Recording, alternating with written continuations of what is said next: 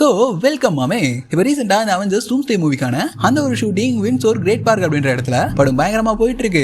அந்த ஒரு பார்க்லேயே செட் போட்டு அந்த செட்டுக்குள்ள நம்ம தலைவர் கிறிஸ் எவன்ஸ் கேப்டன் அமெரிக்காவா நடிச்சிட்டு இருக்காரு. இந்த அவெஞ்சர்ஸ் டூம்ஸ்டே மூவில கேப்டன் அமெரிக்கா வெர்சஸ் டூம்கான சீனை தான் இப்போ மார்வல் எடுத்துட்டு இருக்காங்க அப்படின்ற மாதிரியான ஒரு தரமான ரிப்போர்ட் நமக்கு ரீசெண்டாக கிடைச்சிருக்கு. அது என்ன ஏது அப்படின்றத தெளிவா அந்த ஒரு வீடியோல பார்க்கலாம். ஆனா அதுக்கு முன்னாடி மார்வல் ஃபேன்ஸ் மறக்காம லைக் பண்ணிட்டு அந்த ஹைப்பையும் தட்டி விட்டுருங்க. இப்போ இந்த அவெஞ்சர்ஸ் டூம்ஸ்டேக்கான அந்த ஒரு செட்ல நடந்துட்டு இருக்க ஷூட்டிங் நம்ம தலைவர் கிறிஸ் எவன்ஸோட அந்த கேப்டன் அமெரிக்கா ஆக்சுவல் நம்ம மெயின் MCU டைம்லைன்ல பார்த்துருப்போம்ல, அதே கேப்டன் அமெரிக்கா தான். இந்த வேரியன்ட்லாம் கிடையாதுங்க.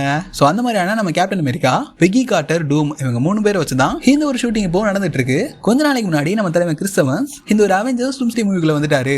இதுபடி நம்ம அவெஞ்சர்ஸ் எண்ட்கேம் மூவில ஒரு எண்டிங் பார்த்துருப்போம்ல, நம்ம கிறிஸ் எவன்ஸ் தாரோட மியாலனர் இன்ஃபினிட்டி ஸ்டோன்ஸ் எல்லாம் எடுத்துக்கிட்டு டைம் டிராவல் பண்ணி பின்னாடி போயிட்டு அதெல்லாம் ரிட்டர்ன் பண்றதுக்காக நம்ம ஸ்டீவ் ராஜர்ஸ் போயிருந்திருப்பாரு. ஆனா அதெல்லாம் ரிட்டர்ன் பண்ணமா வந்தமான்னு இல்லாம என்னடா நீ இங்கே தங்கிட்ட அப்படின்ற மாதிரி மனுஷன் அங்க பெகி கார்ட்டர் கூடவே தங்கியிருப்பாரு. இதனால கண்டிப்பா ஒரு நியூவான பிரான்ச் உருவாகி இருக்கும். இது மட்டும் இல்லாம அவர் இந்த மல்டிவர்ஸ்க்கான ரூலையே மொத்தமா பிரேக் பண்ணிட்டாரு.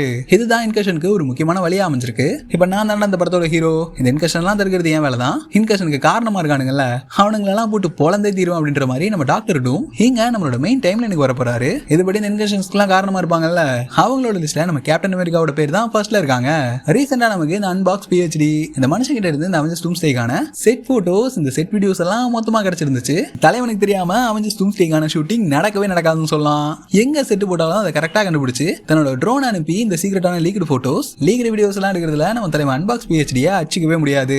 இதே வேலையா பார்த்து சுத்திட்டு இருக்காங்க.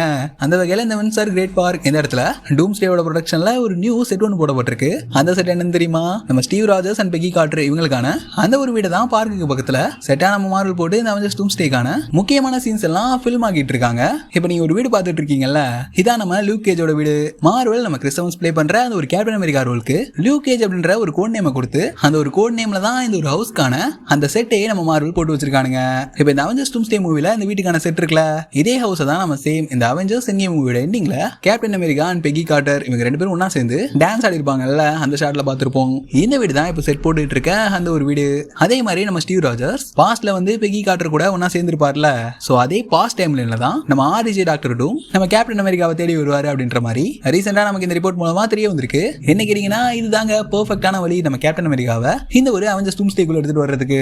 ஏன்னா நம்ம டூம் பாஸ்ட்ல அந்த பாயிண்ட்டுக்கு போனா அங்க இருக்கிறது நம்ம தலைவன் கேப்டன் அமெரிக்கா தான். இங்க பாயிண்ட் என்னன்னா நம்ம கேப்டன் அமெரிக்கா பாஸ்ட்ல போயிட்டு அங்க தங்குறதுனால தான் அந்த இன்கஷன் அப்படின்றது ஆரம்பிக்குது.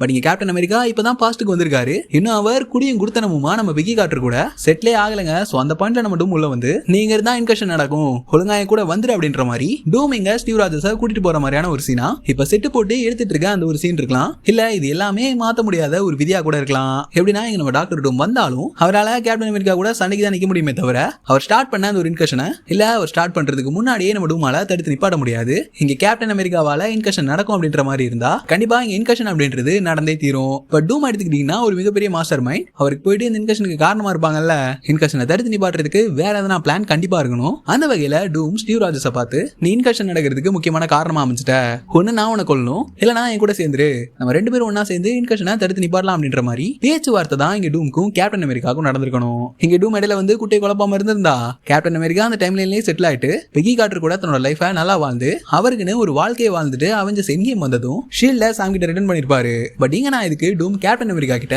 பேச்சுவார்த்தை நடத்துவாரு அப்படின்ற மாதிரி சொன்னா இங்க நம்ம டூம் எடுத்துக்கிட்டீங்கன்னா அவர் பாக்குறதுக்கு நம்ம டோனி ஸ்டார் கூட பேசல தான் இருக்காரு. சோ அதுவே டூமுக்கு ஒரு மிகப்பெரிய அட்வான்டேஜ் தான் கேப்டன் அமெரிக்காவை தாமங்க கொண்டு வரதுக்கு. ஒருவேளை இப்படி கூட இருக்கலாங்க, அடே ஸ்டீவ் ராஜர்ஸ் நான் சொல்றது கேளு, நீங்க இருக்க கூடாது, நீங்க இருந்தனா இது இன்கஷனுக்கு ஒரு மிகப்பெரிய வழியா அமைஞ்சிரும், நீ உடனே கிளம்பி எந்த டைம்ல எனக்கு வந்தியோ அங்கேயே ஒழுங்கா போயிடு அப்படின்ற மாதிரி நம்ம டூம் தெளிவா அதெல்லாம் எடுத்து கேப்டன் அமெரிக்கா கிட்ட சொல்லி இருந்திருக்கலாம். ஏன்னா ஸ்டீவ் ராஜர்ஸ் எடுத்துக்கிட்டீங்கன்னா அவருக்கு இந்த டைம் டிராவல் இப்பதான் பழக்கம். மல்டிவர்ஸ் லெவல்ல என்ன நடக்குது, மல்டிவர்ஸ்லாம் என்ன முதல்ல அப்படின்றதே நம்ம தலைவனுக்கு தெரியாது. இது கூடவே மல்டிவர்ஸை பத்தின எந்த ஒரு ஐடியாவும் சுத்தமா நம்ம தலைவனுக்கு இல்ல. பட் ஸ்டீவ் ராஜர்ஸ்க்கு ஒண்ணு நல்லா தெரியும், அதாவது நம்ம பாஸ்ட்டுக்கு போயிட்டு எதனா முக்கியமான விஷயங்களை சேஞ்ச் பண்ணோம் அப்படின்னா அது உங்களோட ஃபியூச்சரை பாதிக்காது, அது ஒரு தனி டைம்ல தான் கிரியேட் பண்ணும் அப்படின்ற மாதிரி அந்த ஒரு விஷயம் மட்டும் நம்ம ஸ்டீவ் ராஜர்ஸ்க்கு நல்லாவே தெரிஞ்சிருக்கும். அதனாலதான் தலைவன் பாஸ்ட்டுக்கு போயிட்டு ஜாலியா பெகி கார்ட்டர் கூட செட்டில் ஆயிருப்பாரு. பட் இப்படி கொஞ்சம் யோசிச்சு பாருங்களேன், ஏன்னா இப்ப டிவியே கேங்கோட கண்ட்ரோல்ல இல்ல, நம்ம தலைவன் லோக்கியோட கண்ட்ரோல்ல தான் இருக்கு. இப்ப நம்ம ஸ்டீவ் ராஜர்ஸ் பாஸ்ட்டுக்கு போனார்ல, அது ஒரு தனி டைம்ல கிரியேட் பண்ணிருக்கணும். இந்த மாதிரி எக்கச்சக்கமான டைம்ல கிரியேட் ஆகிறனால தான் மல்டிவர்ஸ் மொத்தமா கொலாப்ஸ் ஆயிட்டு இன்கஷனே நடக்குது. பேசிக்கா அந்த மாதிரி மல்டிவர்ஸை சேவ் பண்ற வேலையை தான் நம்ம டிவியே தெளிவா பார்த்துட்டு இருக்காங்க. அவனுங்க வேலையே என்னன்னா ஏதாவது புதுசான டைம்லைன் உருவானா அங்க போயிட்டு அந்த டைம்லைனே மொத்தமா ப்ரூன் பண்றது. அப்படி பண்ணா மட்டும்தான் புனித கால வரிசை நேர்கோட்டில் இருக்கும். இல்லைன்னா எக்கச்சக்கமா பிரான்ச்சஸ் பிரிஞ்சு மல்டிவர்ஸை மொத்தமா அழிஞ்சிரும். இப்ப டிவியே லோக்கியோட கண்ட்ரோல்ல தான் இருக்கு அப்படின்ற பட்சத்துல இங்க நம்ம ஸ்டீவ் ராஜர்ஸ் பாஸ்டிக் பேசிட்ல இருப்பார்ல, அந்த ஒரு டைம் லைன் கண்டிப்பா ப்ரூவ் செய்யப்பட்டிருக்காது. ஏன்னா அந்த மாதிரியான டைம் லைன்ஸ் அழிக்கிறதுல நம்ம லோக்கிக்கு சுத்தமா விருப்பம்ல. அதுபடி அந்த ஒரு டைம் லைனை நம்ம லோக்கி அழிக்காம விட்டு இருந்திருக்கணும். அந்த டைம் லைனுக்கு தான் இப்ப டூம் போயிருக்காரு.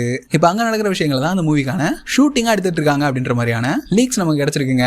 இப்ப இன்னும் ஆழமா ஊர்ன மார்வல் ஃபேன்ஸ் எல்லாம் லோகி சீசன் 1க்கு முன்னாடியே அவெஞ்சர்ஸ் எண்ட்கேம் முடிஞ்சிருச்சு, யாருக்கிட்ட கதை கட்டுற அப்படின்ற மாதிரி கேட்டீங்கன்னா, லோகி சீசன் 1 ஆரம்பிக்கிறதே அவெஞ்சர்ஸ் நடந்து முடிஞ்ச அந்த டைம் லைன்ல தான்.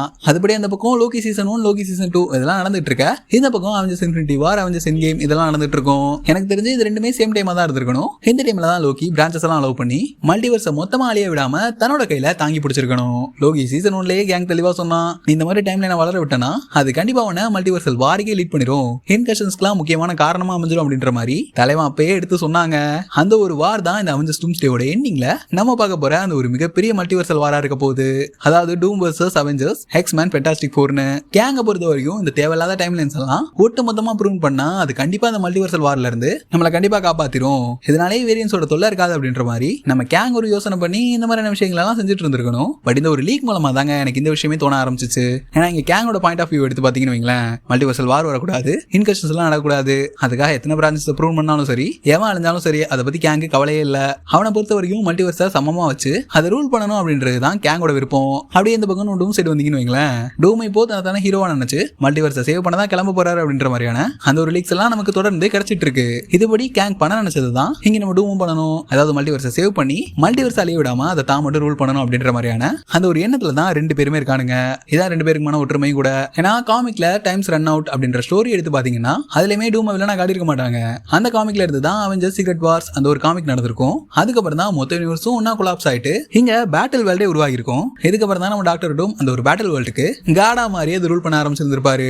ஹேயா மல்டிவர்ஸை சேவ் பண்ண வந்தவன் பண்ற வேலையா இது, சேவ் பண்ண முடியலன்னு பேட்டில் வேர்ல்டு கிரியேட் பண்ணிட்டு அதே ஒரு இடத்துக்கு மேல ரூல் பண்ணிருப்பாரு நம்ம டாக்டர் டூம். இதுபடி 1-2 இன்சைடர்ஸ் கிட்ட இல்லங்க, மோஸ்ட்லி எல்லா இன்சைடர்ஸும் சொல்ற ஒரே விஷயம் என்னன்னா, இந்த மார்வலோட டைம் ரன்ஸ் அவுட் காமிக் இதை இன்ஸ்பயர் பண்ணி தான் அவெஞ்சர்ஸ் டூம்ஸ்டே அப்புறம் அவெஞ்சர்ஸ் சீக்ரெட் வார்ஸ் இந்த ரெண்டு மூவிஸும் உருவாகிட்டு இருக்கு அப்படின்ற மாதிரி நமக்கு ரீசெண்டா தெரிய வந்துட்டு இருக்குங்க. இப்ப மார்வலோட டெவலப்மெண்ட்ஸா இருக்கட்டும், மார்வல் பண்ற எல்லா விஷயங்களுமே இது கூட ஒத்து போகுது. இதுபடி இந்த மூவியோட ஆரம்பத்துல நம்ம டூமோட வேலை என்னவா இருக்க போகுதுன்னா, இன்கஷன்ஸ்க்கு காரணமான ஆளுங்களை எல்லாம் மல்டிவர்ஸ் டிராவல் பண்ணி தேடி பிடிச்சி அவனுங்களை போட்டு தள்ளணும், இல்லனா அவனுங்க பண்ணதை அவனுங்களை வச்சே மாத்தி இன்கஷனை தடுத்து நிப்பாட்ட முயற்சி பண்ணணும். ஹீரோவா இருந்தா கண்டிப்பா கொல்ல மாட்டாரு, வில்லனா இருந்தா போட்டு தள்ளிட்டு போயிட்டே இருப்பாரு. அதே மாதிரி இப்ப மெயின் MCU டைம்ல இல்ல, இன்கஷன்ஸ்க்கு காரணமான ஆளுங்களை எல்லாம் ஃபுல்லா லிஸ்ட் போட்டீங்கன்னு வைங்களேன், அதுவே ஒரு 7-8 பேருக்கு மேல போயிட்டு இருக்கானுங்க. அதை தனியா ஒரு வீடியோல போட்டிருக்கேன், டைம் இருந்துச்சுன்னா வேணா செக் பண்ணி பாருங்க. பட் சிம்பிளா சொல்லணும்னா இங்க Monica Rambeau, Doctor Strange, Steve Rogers, Peter Parker, Venom, the Scarlet Witch, அப்புறம் நம்ம தலைவன் செத்தப்போல், இவங்க மட்டும் தான் கேட்டீங்கன்னா அப்படிலாம் கிடையாது. இனிமே நிறைய கேரக்டர்ஸை உள்ள எடுத்துட்டு வரலாம், வாய்ப்பு இருக்கு. பட் இவங்க தான் இப்போதைக்கு A1. இங்க இப்ப நம்ம ஒரு செட் பார்த்தோம்ல, இந்த வீடு மாதிரி இருக்க செட்டு, இதுதான் இந்த அவெஞ்சர்ஸ் டூம்ஸ்டேவோட ஓபனிங் சீனா இருக்க போகுது. நெக்ஸ்ட் இந்த மாதிரி எக்ஸ்மேனோட யூனிவர்ஸ் தான் போறாரு. அங்கதான் சென்டினல்ஸ் கண்ட்ரோல் எடுத்து எக்ஸ்மேன் வர்சஸ் சென்டினல் அப்படின்ற பயங்கரமான ஃபைட்டை நம்ம இந்த ஒரு அவெஞ்சர்ஸ் டூம்ஸ்டே மூவில பார்க்க போறோம். ரைட் ப்ரோ, இப்போ எதுக்கிட்டும் எக்ஸ்மேன் யூனிவர்ஸ்க்கு வந்திருக்காரு. இங்க இன்கஷன் உருவாக்குனது யார் அப்படின்ற மாதிரி கேட்டீங்கன்னா வேற யாரு, நம்ம மோனிகா ராம்போ தான். நம்ம யூனிவர்ஸ்ல இருக்கிற ஒரு ஆள் அப்புறம் அப்படியே வந்துட்டு எக்ஸ்மேன் யூனிவர்ஸ்லயே தங்கிட்டாங்க. இதுபடி ஒரு யூனிவர்ஸ்ல இருக்க ஆளு இன்னொரு யூனிவர்ஸ்ல ஸ்டே ஆனாங்கன்னு வைங்களேன், அது கண்டிப்பா இன்கஷன் வழிவகுக்கும். இதான் நம்ம மல்டிவர்ஸ் ஆஃப் மேட்னஸ் மூவிலே பார்த்திருப்போம். என்ன கேட்டீங்கன்னா தலைவன் சாஃப்டா போயிட்டு இன்கஷன்ஸ்க்கு காரணமானவங்க கிட்ட எல்லாம் பேச்சுவார்த்தை நடத்திட்டு இருப்பாருன்னு சத்தியமா ஐடியா இல்லைங்க. எல்லாத்தையும் போட்டு தள்ளிட்டு போயிட்டே இருக்கணும். அந்த வகையில தான் நம்ம ஆரம்பத்தில் பார்த்த செட்ல டூம் வர்சஸ் கேப்டன் அமெரிக்கா இவங்களுக்கான அந்த ஒரு ஃபைட் சீனும் இருக்கும் அப்படின்ற மாதிரி எனக்கு உள் மனசு தோணுது. அது என்ன ஏதுன்றதை வெயிட் பண்ணி தான் பார்க்கணும். இதுபடி இங்க நம்ம டூம் இந்த இன்கஷன்ஸ்க்குலாம் காரணமா இருக்கானுங்கல்ல, அந்த மாதிரி ஹீரோஸ் எல்லாம் போய் போட்டு தள்ளிட்டு அப்படியும் இந்த இன்கஷன்ஸ் எல்லாத்தையும் தடுத்து நிப்பாட்ட முடியலன்னு வைங்களேன், தலைமை கிட்ட எப்பயுமே ஒரு இன்னொரு பிளான் இருக்கும். அந்த பிளான் தான் பிராங்க்லின் ரிச்சர்ஸை வச்சு மொத்த மல்டிவர்ஸையும் சேவ் பண்ணி இன்கஷன்ஸை தடுத்து நிப்பாட்டுறது.